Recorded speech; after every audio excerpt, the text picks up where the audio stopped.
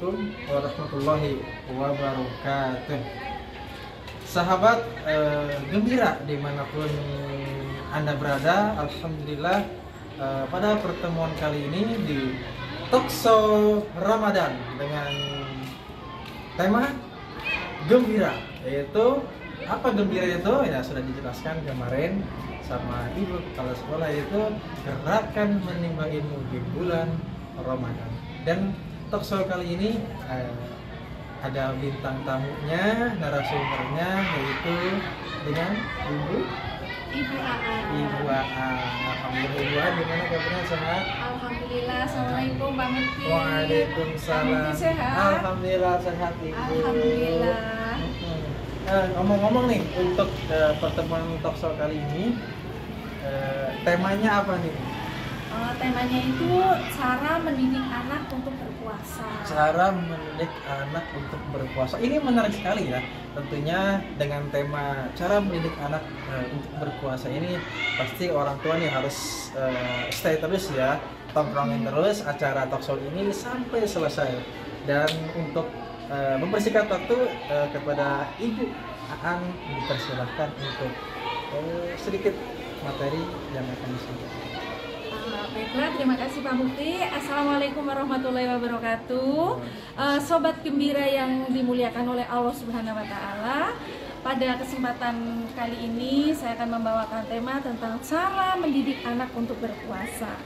Kita tahu ya, kalau anak itu merupakan amanah dari Allah Subhanahu wa Ta'ala ya, yang dititipkan kepada orang tua masing-masing ya. Jadi amanah itu harus dijaga benar-benar ya Pak ya. Iya.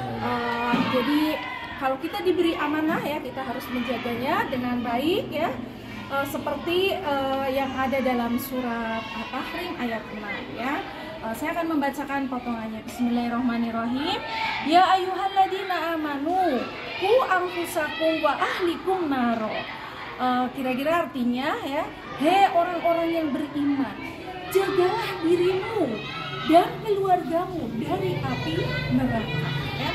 Nah, di sini ya, kita sebagai pribadi manusia itu disuruh untuk menjaga ya diri kita dari api neraka dan juga keluarga kita dari api neraka. Siapa keluarga kita ya?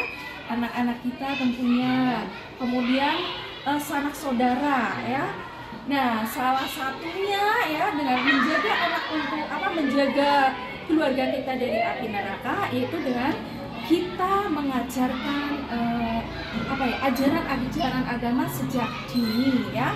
Di antaranya yaitu puasa. Puasa itu kan merupakan kewajiban bagi umat Islam ya. Jadi di sini ya kita diperintahkan untuk mendidik anak ya sejak dini tentang agama. Tadi contohnya berpuasa.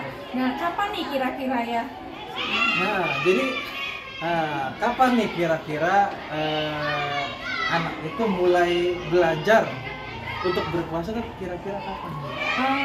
Sebaiknya mungkin 3 tahun itu kita sudah mengenalkan anak. 3 tahun ya, kita sudah mengenalkan puasa ya. Nah, tapi untuk efektifnya mungkin di 5 tahun, karena anak 5 tahun itu udah bisa menerima ya, menerima ilmu yang kita jelaskan dengan bahasa anak ya. Jadi sebelum kita ngajarin puasa ya Pak, kita itu harus ngasih ilmunya dulu kepada anak ya. Puasa itu apa, hakikatnya puasa, kemudian apa yang membatalkan puasa, kemudian anak 5 tahun udah bisa memahami itu. Insya Allah dengan bahasa anak dong kita tentunya. Jangan dengan bahasa orang tua, nanti dia nggak ini ya. Coba barangkali Ibu punya tips-tipsnya untuk sahabat gembira di rumah nih, barangkali yang sekiranya anak-anak itu mau dan sukses gitu, sukses belajar puasanya sampai usia balik. Oke ya, ya. Pengalaman aja Ibu kan pasti punya anak berapa? Saya punya anak 2 Pak. Oh, 2 udah cukup berpengalaman ya pemirsa ya. Pasti ini Ibu udah ahli juga nih tips-tips mengajarkan anak untuk berpuasa. Oke, ini ya tips. Pengalaman pribadi dulu ya, lah. pengalaman pribadi saya ya. saya mengajari anak untuk berpuasa itu dari TK ya Pak ya. Dari TK berarti usia 5 tahun ya? Ya 5 tahunan kita ajari untuk puasa ya. Ya kita kasih pengertian dulu ilmu puasa itu ya dengan bahasa anak-anak tentunya ya. Nah setelah itu baru kita ajari besok udah puasa Ramadan berarti kita harus puasa ya nak ya. Nanti malam sahur. Nah tipsnya nih biasanya kan anak tuh suka aduh ngantuk, misalkan males apalagi usia yang 5 tahun ya, kita juga yang dewasa pasti ya ada aja lah ya. Pasti ya. Nah gimana Bang? Nah ini kita nanti mau buka pakai apa nih yang makanan kesukaannya tentunya oh makanan favorit makanan kesukaannya ya. Nah nanti jam sahur lah. Kalau anak jangan terlalu ini ya Pak. Ya pokoknya yang mendekati subuh biasanya jam 4-an kita atau setengah 4 lah, setengah 4 karena bangunin dulu ya. Nah setelah itu kita bangunin, anak suruh wudhu dulu ya biar seger gitu. Nah kemudian kita suapin, kalau saya itu suapin ya, ini ya sampai habis ya. Alhamdulillah ya, 2 anak saya itu seperti itu bisa ya, ini untuk sahur ya. Kemudian siangnya ya pasti mereka merengek lah yang ibu panas itu aus. Oh gitu. iya pasti pengalaman ya. Nah itu Pak ini saya gini iya nanti sebentar lagi ya terus kita hiburlah dia dengan mainan gitu. Jadi mengalihkan perhatian iya, ketika mengalihkan lapar perhatian supaya dia ini untuk mengulur-ulur waktu gitu. Ya. Tapi kalau mereka sudah nggak bisa bertahan udah ya nanti duhur ya boleh minum. Berarti awalnya duhur dulu nih. Kalau dia nggak tahan tuh karena anak-anak umur segitu ya kalau sudah nggak tahan bertahap jadinya sampai duhur boleh buka gitu. Tapi nanti ini ya lanjut ya. Oh dilanjut puasa lagi sampai lapar lagi apa sampai maghrib. Itu. Iya. Tapi biasanya bertahap itu cuma minggu pertama. Ya. Minggu pertama, nah minggu kedua itu mereka sudah terbiasa, duhur udah nggak ngerengek ya. Kemudian mereka sudah kuat karena mungkin ini. Karena mungkin pola makannya juga udah terbiasa ya. Kemudian kita juga kita iming-imingi Pak. Jadi ya kasih motivasi lah, kasih hadiah lah, kasih reward. Nanti nih kalau puasanya full ya nanti minta apa gitu. Iya. Nah pas lebaran mau lebaran minta apa, nah itu pasti kita tawarin ke dia ya. Jadi biar ada motivasi semangat untuk berpuasa.